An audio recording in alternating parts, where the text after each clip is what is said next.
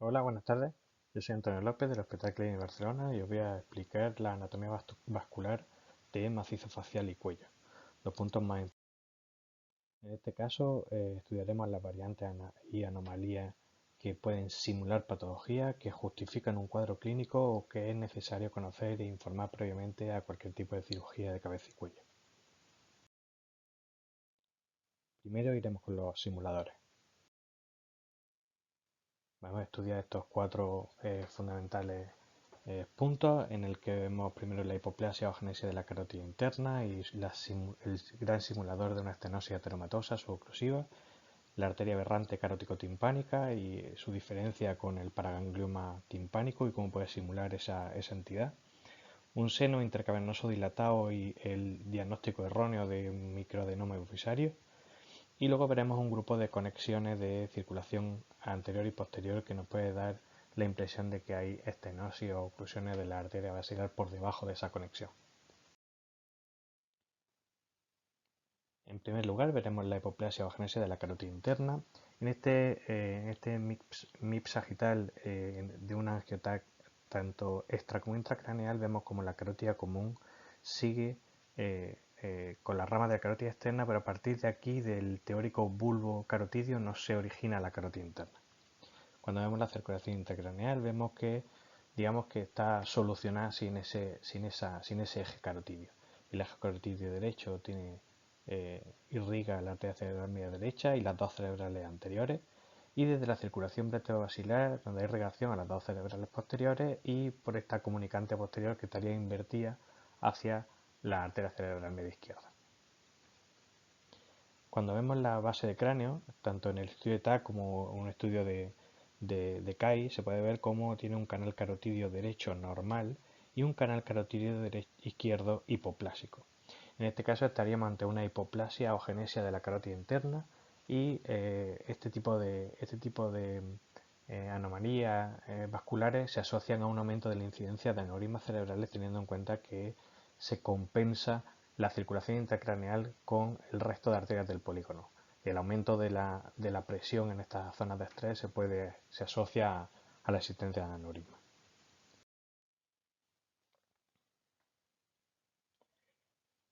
En este caso podemos ver como dos pacientes distintos con una imagen relativamente parecida, una carótida común y ramas de la externa, y en la pared posterior de la carótida común, donde debería estar el bulbo carotidio, se ve el origen de una pequeña arteria que sube hasta la base del cráneo en ambos casos, que puede ser tanto una carótida hipoplásica como una estenosis carotidia y un pequeño remanente, un signo de la cuerda, ¿no? Un pequeño remanente o una pequeña existencia de la carótida interna, o también la arteria faríngea ascendente que nos puede dar la sensación que es una carótida interna. En este caso vemos como el calibre de la carótida interna de ese lado derecho es mucho más pequeño que el del lado izquierdo, en este caso sano.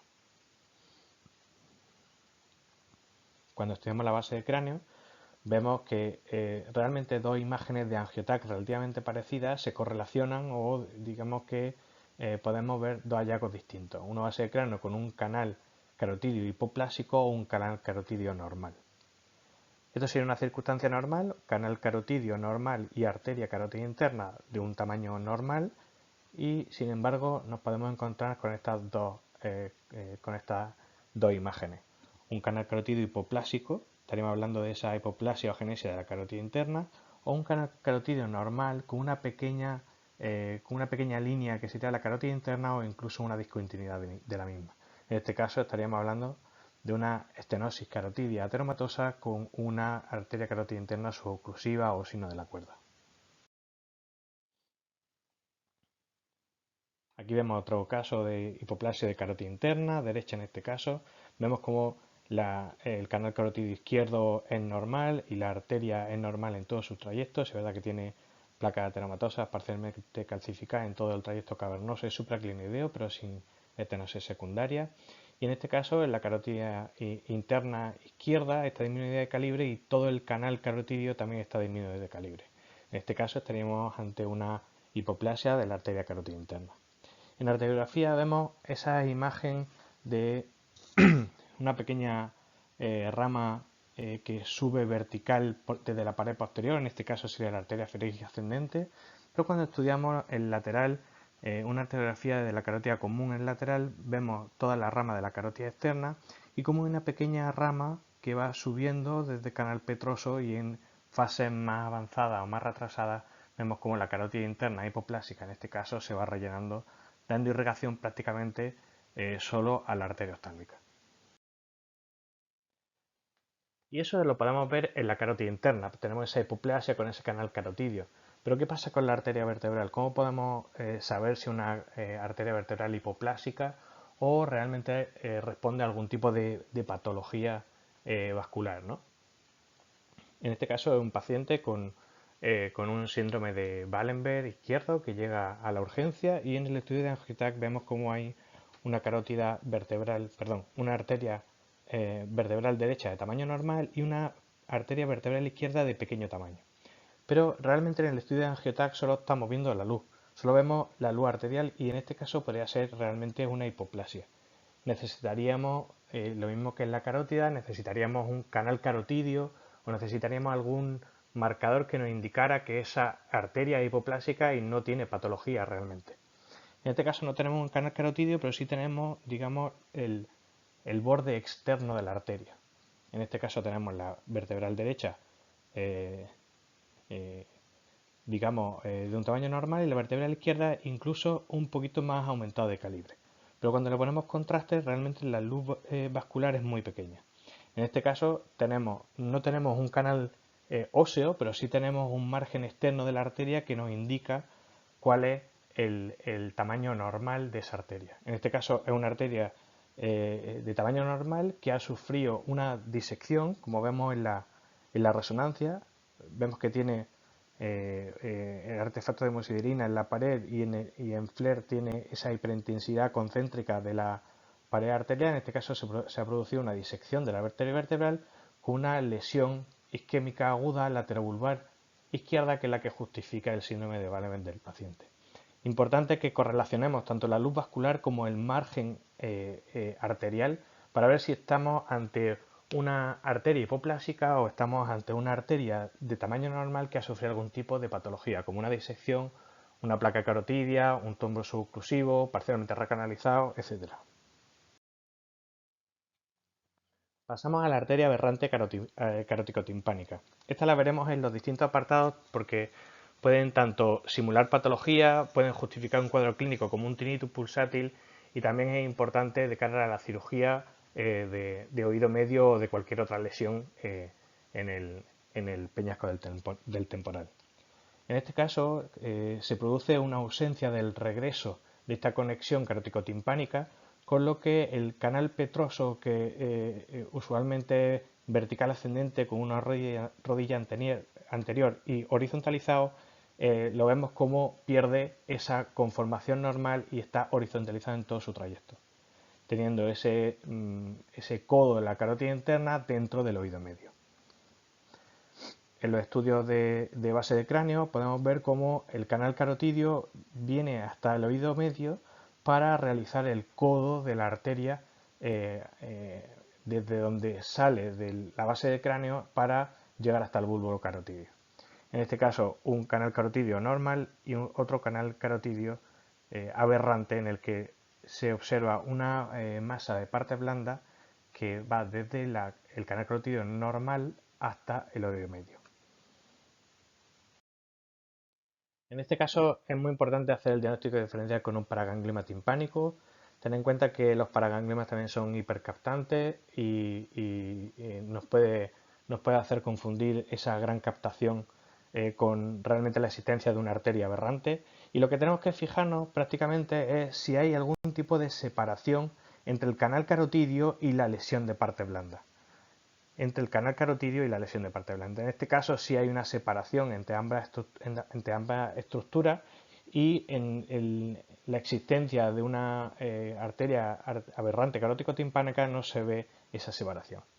Esto realmente también lo podríamos ver con secuencias TOF angiográficas, estudios con contraste o cualquier estudio que nos ayude a ver la luz arterial y diferenciarlo de una lesión hipercaptante.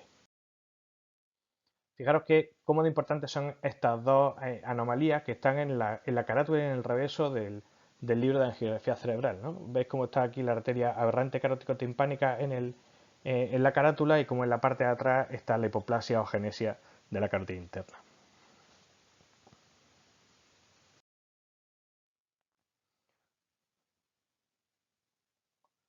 Otra anomalía o otra variante de la normalidad es el seno cavernoso o intercavernoso dilatado. Teniendo en cuenta aquí, teniendo en cuenta que se puede plantear en el diagnóstico diferencial de una lesión ocupante de espacio a nivel hipofisario, en la existencia de un microadenoma hipofisario. Sí es verdad que en estas circunstancias en las que se produce un signo de hipotensión intracraneal, los senos venosos se dilatan, hay una captación paquimeningia y el resto de senos venosos también tienen esos ángulos dilatados y con un fenómeno de shagging. Como esos hallazgos se pueden normalizar viéndose la resolución de esa hipófisis globulosa y la existencia de ese teórico lesión hipofisaria y resolviéndose también los signos de paquimeninge, de captación paquimeningia y ese ángulo del sistema venoso, de los senos venosos. Fijaros cómo hay alrededor de la hipófisis hay un seno intercavernoso, hay un seno intercavernoso inferior, anterior y posterior, y cualquiera de ellos puede estar dilatado, aunque es el intercavernoso inferior el que suele o puede dar realmente un diagnóstico erróneo de microadenoma hipofisario. Os enseño unas imágenes unas imágenes de la determinación de senos petrosos en la que ponemos los catéteres en ambos senos petrosos inferiores para determinar, después de estimular la glándula hipofisis, para determinar si hay una lateralización en la secreción de hormonas. Estos son ante un proceso diagnóstico que se hace ante pacientes con Cushing que no se sabe realmente si tiene un microadenoma hipofisario o cuál puede ser el microadenoma hipofisario que es culpable un poco de la secreción de las hormonas. En este caso vemos con la sustracción cómo tiene un seno cavernoso derecho y un seno cavernoso izquierdo. Aquí lo vemos en el lateral y fijaros que aquí irían las carótidas internas y todas estas marañas que veis son el seno intercavernoso anterior, inferior y posterior. Y en el lateral veríamos cómo se produce la contractación del seno intercavernoso anterior, el inferior y el posterior, como en el dibujo. ¿Vale? Las secuencias con contraste venográficas en las que también se ven todos esos senos intercavernosos y el seno basivertebral.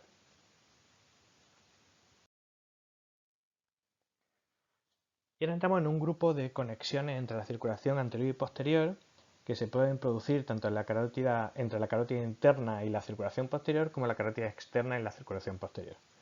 La más frecuente, evidentemente, es la arteria comunicante posterior, pero también tenemos, una vez que descartamos, digamos, sacamos del grupo la arteria comunicante posterior por su alta frecuencia, tenemos la arteria trigeminal persistente, que es la más frecuente de todas las que vamos a ver, la arteria óptica, la hipoglosia y la proatlantoidea intersegmentaria, que se puede producir por una conexión entre la carótida interna y la arteria vertebral o desde la carótida externa, en este caso la arteria occipital en la mayoría de ocasiones y la arteria vertebral.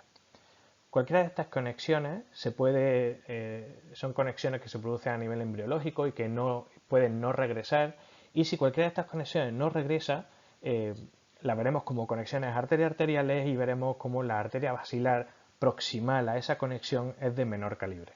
Con lo que eso nos podría simular patologías o de estenosis basilares, vertebrobasilares o de oclusiones vertebrobasilares.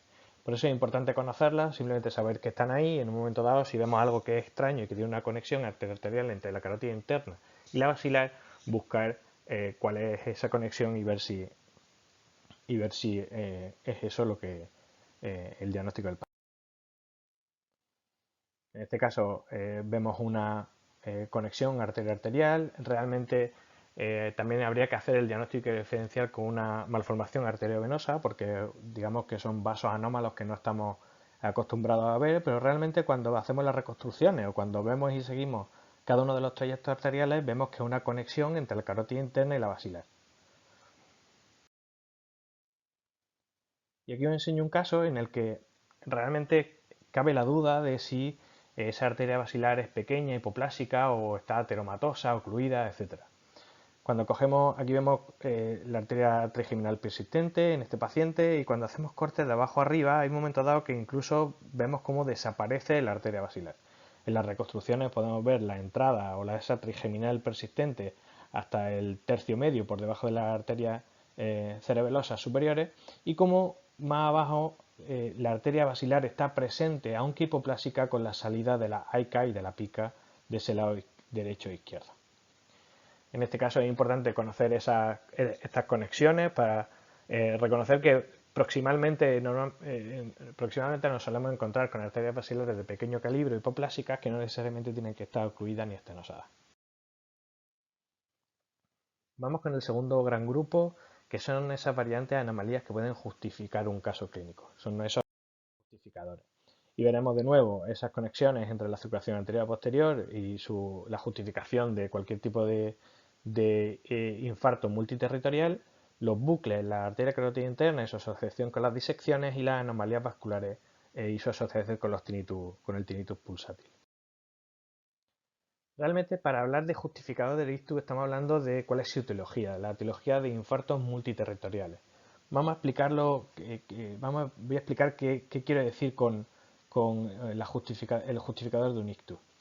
En este caso, en el que el paciente de la carótida interna derecha irriga el territorio cerebral media en las dos cerebrales anteriores, si se produce una lesión isquémica, carótida interna, cerebral media o cerebrales anteriores, si se produce una lesión o varias lesiones isquémicas en el territorio de la arteria cerebral anterior izquierda y media derecha, esta lesión sí se puede producir, ya que como depende de la misma arteria, se puede producir por una ateromatosis en la carótida interna o por una cardiopatía embolígena.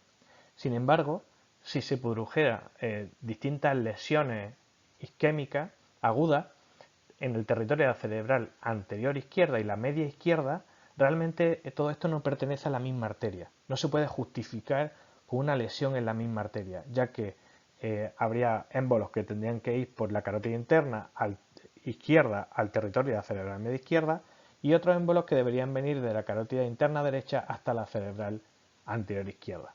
Es decir, no podríamos justificarlo con la ateromatosis de la carótida interna izquierda, pero sí podríamos justificarlo con una cardiopartida embolígena cuyos trombos se dirigieran por los dos ejes carotídeos.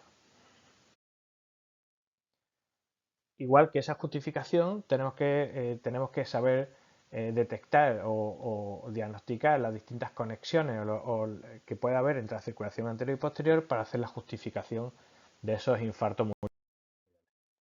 Es decir, ante un paciente que tenga cualquiera de estas conexiones, imaginaros una conexión pralantidea intersegmentaria, un émbolo que venga de la carótida común o varios émbolos que vengan de la carótida común, pueden tener lesiones en ese eje carotídeo, imaginaros en el eje carotídeo izquierdo, pero también en toda la circulación posterior, tanto a nivel de troncoencéfalo como cerebrales posteriores o cualquiera de las arterias cerebelosas.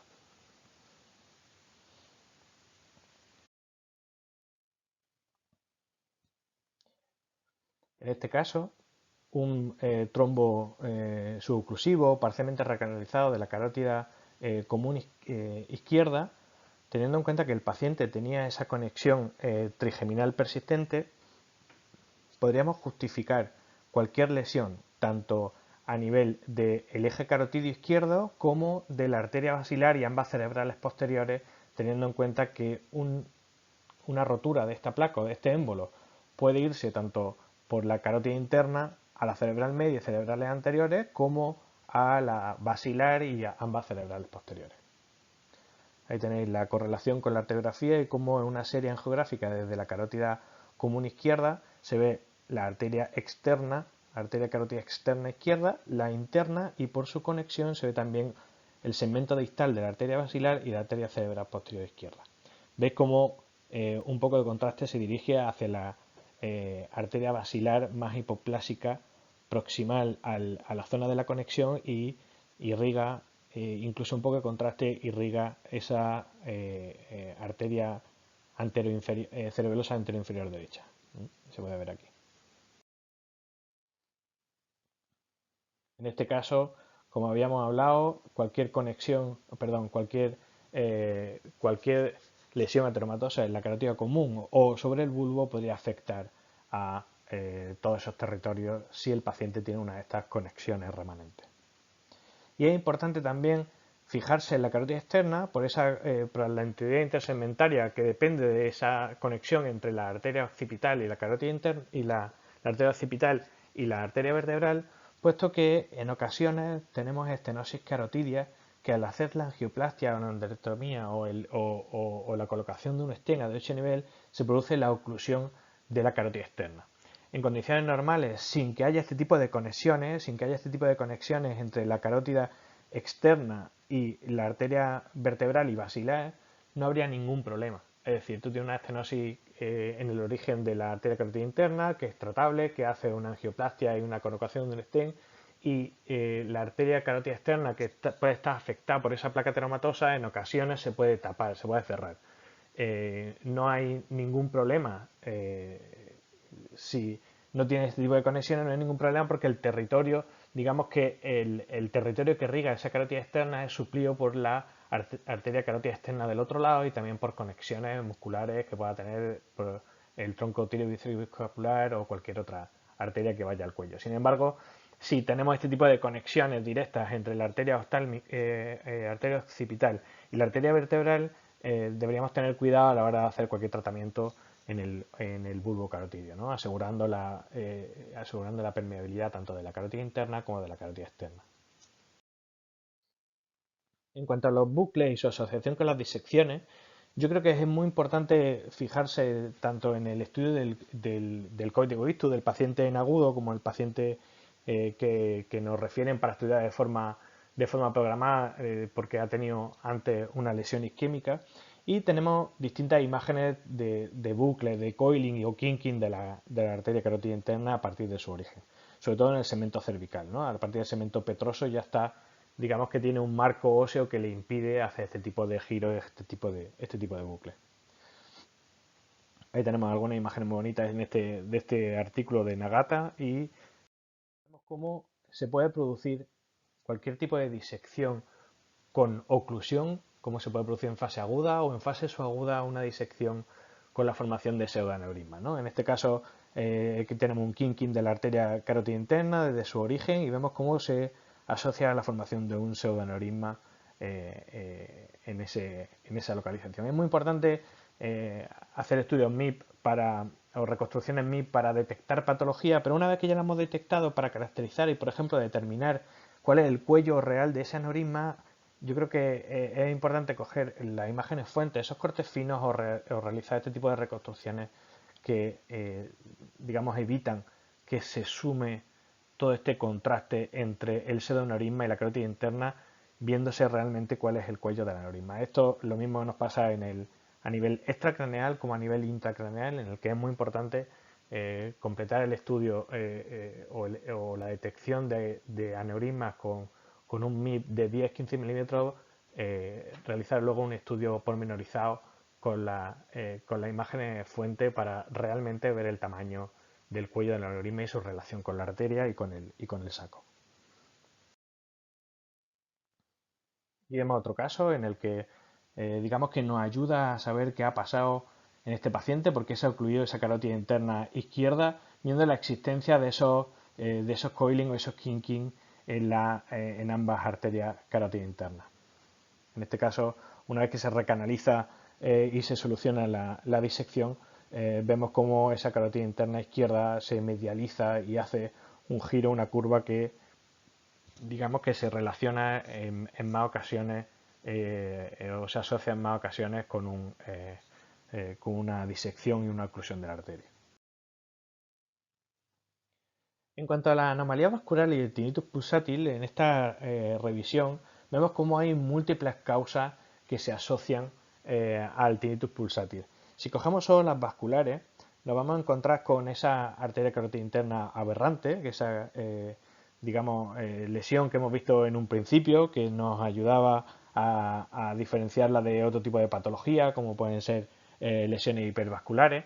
Pero también tenemos otro tipo de imágenes del bulbo yugular, como pueden ser esa dehiscencia, un bulbo yugular alto o un divertículo yugular, que se pueden correlacionar en distintas proporciones, evidentemente, y con una correlación clínica del tinnitus pulsátil con esta sintomatología.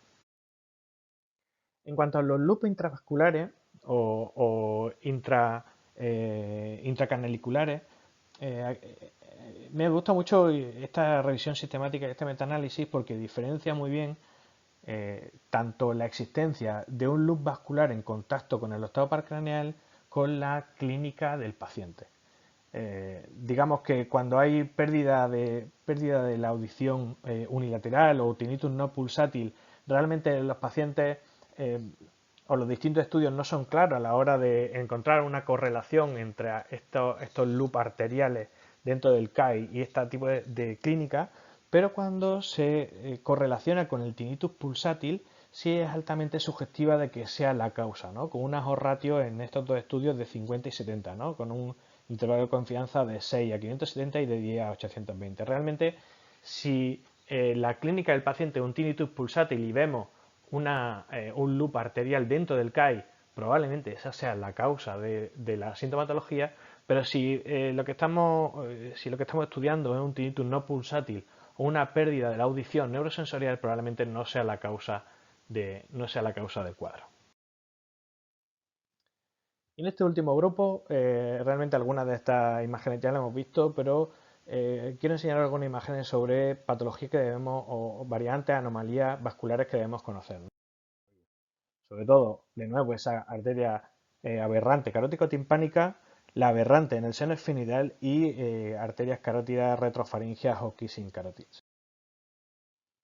Ya hemos visto varias imágenes de esa carótida aberrante, carótico-timpánica, que ante cualquier, digamos, tenemos que detectarlo, informarlo, o por lo menos la sospecha ante cualquier estudio que nos pidan para hacer la planificación quirúrgica en el oído medio, en el CAI o en el CAE de ese paciente.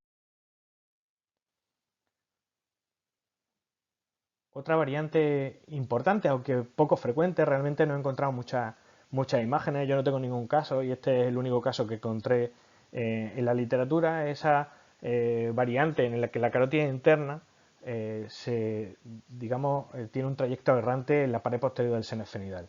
Es muy importante informarla y reportarla porque realmente ante cualquier abordaje a la hipófisis o otras lesiones de troncoencéfalo o donde sea, realmente el neurocirujano no ve que la arteria carótida pueda tener un trayecto aberrante y que pueda estar justo detrás de ese margen óseo que es el que está viendo el neurocirujano. O sea que es muy importante informarla, aunque muy infrecuente, en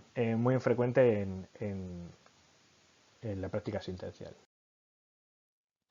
Y os pongo de nuevo la imagen de esas kissing carotids, en este caso porque tenía una disección y oclusión asociada, pero todo este tipo de lesiones o todo este tipo de arterias que se medializan y se ponen por detrás del lumen de todo el sistema respiratorio, es necesario informarlo y es necesario reportarlo porque estos pacientes pueden ir a estudios de cualquier lesión pulsátil o no pulsátil o de cualquier toma de biopsia de orofaringe y se puede producir algún tipo de lesión a dicho nivel. Otra imagen de la literatura en las que las carótidas se medializan, se pueden poner por debajo por detrás del seno esfenoidal y pueden llegar a contactar unas con otras en la línea media. Listo. Muchísimas gracias. Si tenéis cualquier duda o cualquier comentario, tenéis aquí el mail y espero que os haya gustado. Un saludo.